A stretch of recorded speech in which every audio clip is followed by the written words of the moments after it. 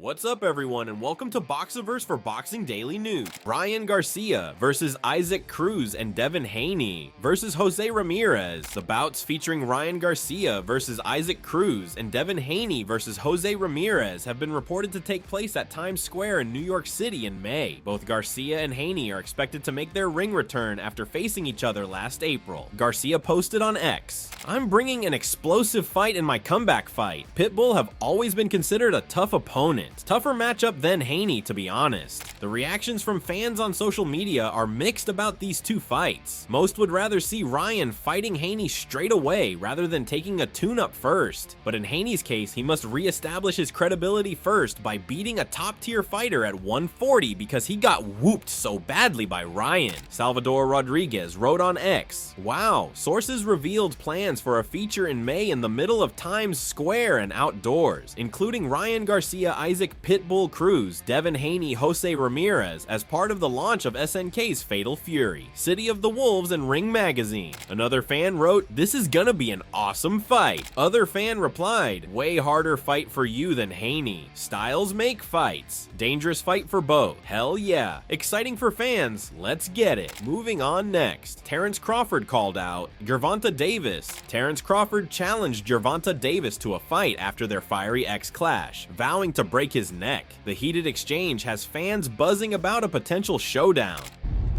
"If we was to fight right now on the streets, I'll break your neck. And that's on my kids. And you know it, I know it, and the whole world know it. And I'm not talking about no fighting in the ring. If me and you was to fight outside, I will break your neck."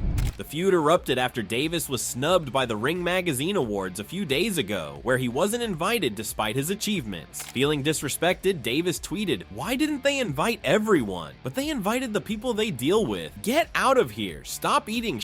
The tweet sparked a storm of reactions, with fans accusing the organizers of disrespecting one of boxing's biggest names. Some see the snub as an intentional slight, while others blame behind-the-scenes politics. Davis, known for speaking his mind, didn't hold back and made his frustrations clear. This public outburst added fuel to the fire, drawing responses from several top fighters. Crawford's fiery response and challenge escalated the situation, making a future clash between the two even more inevitable. As tensions continued to rise, Davis turned his attention to Eddie Hearn, taking a direct shot at the promoter with another cutting tweet. "Look at that little rat thinking he came up with something." In the midst of the controversy, Gervonta Davis posted another scathing tweet, this time targeting Turki Al-Sheikh, the influential Saudi Sports Authority figure. Davis's words seem to reflect his frustration with the current state of boxing and those shaping its direction. They want to act like this guy's good for boxing when he's not good at anything. If so, why isn't he training people from where he's from? This guy doesn't know anything about boxing, and that's who they're turning to. Amid all this chaos, Terence Crawford couldn't resist taking a jab at Davis. Always quick to capitalize on an opportunity, Crawford mocked Davis for his outburst about the Ring Magazine Awards. "I see someone angry because they were not invited to the Ring Magazine Gala," Crawford tweeted, adding more heat to an already fiery situation. In his usual unfiltered style, Davis tweeted, "On my mama, you don't, bitch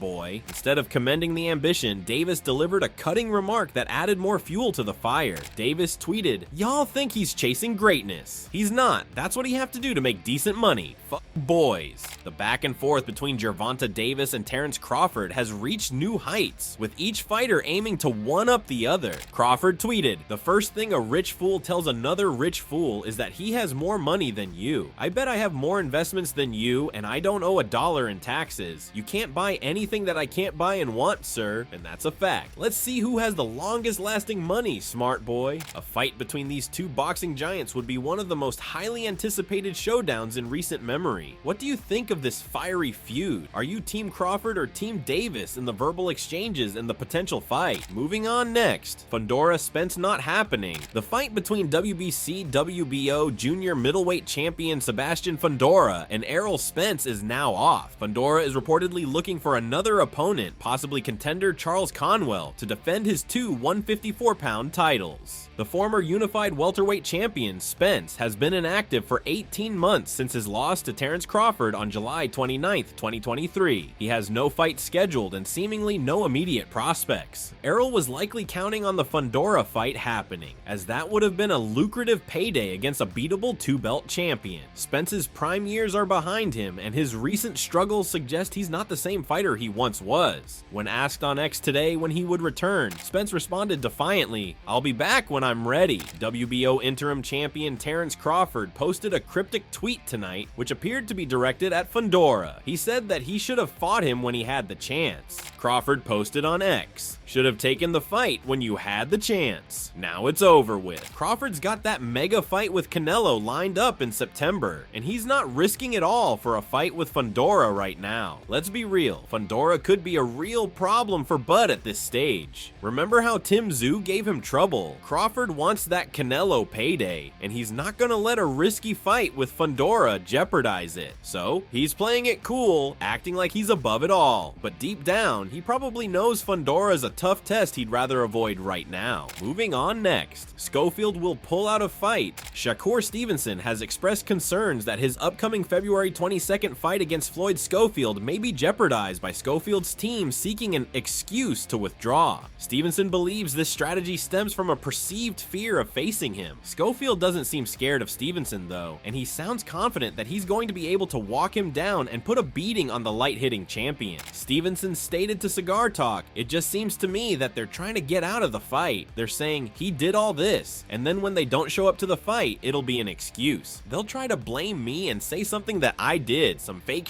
to put out of the fight." Stevenson's repeated claims about Schofield's potential withdrawal might be counterproductive. Instead of focusing on a potential withdrawal, he could highlight the strategic aspects of the fight and the potential for an exciting clash between two skilled boxers to generate more buzz and anticipation among fans. Stevenson analyzed, "He's going to switch and then throw the hard left hand over the top. He's gonna throw a hard left hook. His right hand ain't really it's science. Nothing new is going to happen. He's not going to beat nobody else." While Stevenson believes he has Schofield's fighting style figured out, the reality may be different. Schofield likely views this fight as his golden opportunity for stardom and a substantial payday. His motivation to compete appears strong, making Stevenson's claims of a potential withdrawal seem unfounded. Moving on next, Chris Eubank Jr. versus Conor Benn. Two-fight deal, 2.5 years after their catchweight clash was set, then dramatically canceled on fight week after news of a failed drug test. Chris Eubank Jr. and Conor Benn will now box in a two-fight series later this calendar year. Taking to X, formerly known as Twitter, on Wednesday morning, Saudi boxing chief Turki Al-Sheikh wrote, "Eubank Jr. versus Benn done in April, London, by the name of Fatal Fury City of the Wolves. Soon I will announce the day and the location. Let's get boxing great again and wait for a huge announcement soon. Regardless of who wins their middleweight contest slated for April 26th, there will be an immediate rematch by the end of December as part of a two-fight deal." Boxing legend Chris Eubank Sr. believes his son Chris Jr. is putting his life in danger by fighting longtime rival Conor Benn. However, before both men signed the official fight contracts, Eubank Sr. told the son that he believed the fight would never take place and was quick to reference their 2022 planned clash, saying, "My son, if he had taken that fight where they tried to boil him down to 157, would have lost his life." Chris lost his son Sebastian in 2023 at the age of 29 after suffering a heart attack and is now praying that he doesn't lose another child. He continued, "I lost Sebastian. What do I say about losing another one? Nothing. I just pray." Hitting out at the boxing promoters responsible for the clash, Eubank Sr. said, "They take no interest in the lives of the fighter. It is irresponsible. They are going to end up landing themselves in a lawsuit. The safety of boxers is number one." Moving on next, Ryan Garcia versus Teofimo Lopez. Ryan Garcia could fight Teofimo Lopez in May in his tune-up fight at Times Square. This fight will prepare Garcia for the first of two matches against Devin Haney. The two will fight in October in a rematch, and then in February 2026 in a potential trilogy. Turki Al-Sheikh posted a picture of Ryan signing a contract on social media today, saying, "The deal is done. The opponent is set. Big news coming soon. Exclusive in the Ring magazine. Let's get boxing great again." Teofimo replied to the post, stating, "Let the games begin." WBO light welterweight champion Teofimo would be Garcia's opponent for May for a tune-up fight being talked about for Times Square in New York. Haney would also be on the card. One of the options being considered for his warm-up fight is former unified 140-pound champion Jose Ramirez. Fighting Teo is a crazy move on Ryan's part because he's a better fighter than Haney, and due to his power, much more dangerous. Lopez has only lost once to George Kambosos Jr., and he's not shown issues with his chin. You'd have to consider Teofimo as a far more formidable test for Garcia than Haney. Garcia's promoter, Oscar De La Hoya, already said last Saturday to Teofimo that he wanted next for Ryan, not Devin Haney. Ryan is still going to fight Devin in a rematch in October. That's the part of the 3-fight deal that Garcia reportedly inked for Turkey. De La Hoya feels that Ryan fighting Haney again is a waste of time, but Turkey obviously feels differently.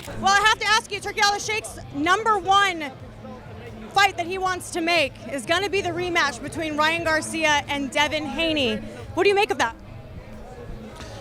If Ryan Garcia wants it, then that's what he wants. But me personally, I see no need for it. Ryan Garcia destroyed him, and that's the bottom line. So I think we have to make the best fights possible. And there's fighters here like Teofimo. There's fighters here that we can match up Ryan with anyone and make a terrific event. Moving on next, Artur Beterbiev breaks down Dmitry Bivol rematch. Undisputed light heavyweight champion Artur Beterbiev has hinted at adjustments to his fighting style ahead of his February 22nd rematch against Dmitry Bivol. His team likely aims to increase pressure on Bivol, preventing him from effectively using his movement to evade attacks. Beterbiev stated, "My team, we changed some different things, but we can't tell you. The second fight, we're gonna see what happens there." Beterbiev is a seasoned veteran who has successfully navigated past opponents employing excessive holding tactics. He possesses the ring IQ to counter such strategies. While a brawl would undoubtedly excite fans, Bivol's primary objective is securing a lucrative trilogy fight. To achieve this, he will likely prioritize a tactical approach, utilizing movement, hitting, and potentially holding to outmaneuver Beterbiev and secure a victory. Do you feel like mentally you've got the edge over him because you've already beat him once? Do you feel like he knows that you've got the mental edge over him? It's different things. Like mentally, you need to be focused. In terms of the rematch, he says he has to be perfect in this rematch. He keeps using the word perfect. Now, probably not much thing as certain as perfect, but what do you have to do in this rematch differently? Because he thinks he won the first fight. Are you going to change an awful lot, or is it just small changes in this fight that you need to do? We need change enough for a win. In a recent press conference, Dmitry Bivol shook the boxing world, boldly claiming he'll knock Artur Beterbiev out in their rematch. With fire in his eyes, he promised to dethrone the unbeaten champion. Bivol didn't hold back and further stated, "What about belts, now? Before, I was so wanting to have these belts and nothing else. But, today I want not only just belts, I want revenge. I want to fix what I did before. I want to win, not just belts. It's not only about belts now. This isn't just about titles anymore. It's personal." Bivol's words sent shockwaves through the boxing community, challenging Beterbiev's dominance and questioning his reign. With revenge as his driving force, Bivol's bold claims have turned this rematch into a grudge match for the ages, leaving fans and critics eager to see if he can deliver on his fiery promise. Bivol didn't shy away from admitting that changes are necessary to secure victory in the rematch. Reflecting on the first fight, he acknowledged that adjustments are needed to prove he's the superior fighter. With a renewed focus, Bivol has revamped his training camp, bringing in new strategies and working closely with a coach to refine his approach. I need to change enough to prove that I'm better, and I need to add more actions, and we already changed a little bit with our training camp.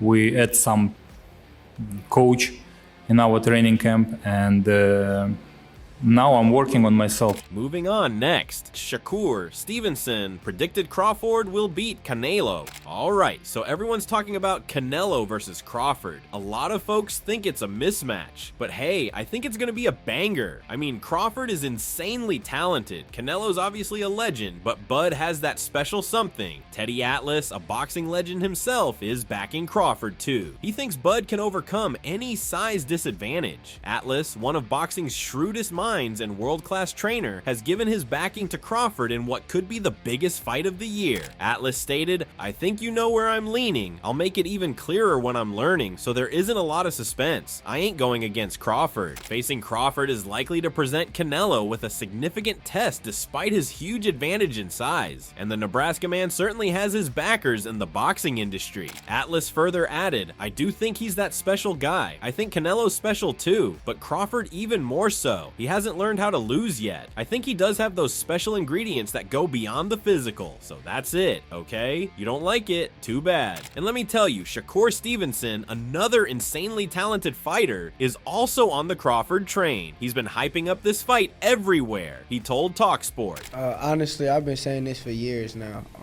I think I'm probably one of the first people that have been said this. Even before Terence was saying this, like, I always thought that his style versus Canelo, I think that he beats Canelo. I ain't gonna say it'd be an easy fight, but he can make it a very easy fight. So. And I ran into Terence in Dubai, and he's much thicker now, isn't he? He's really thickened out recently. And he's 38, for God's sake. He has thickened out. Yeah, that's another thing too. I don't think Canelo is just walking through his punches. Terence can punch, and I think it goes for any weight class. So that's all from today's video. If you enjoyed it, remember to leave a like, subscribe, and ring that bell icon so you never miss our upcoming videos.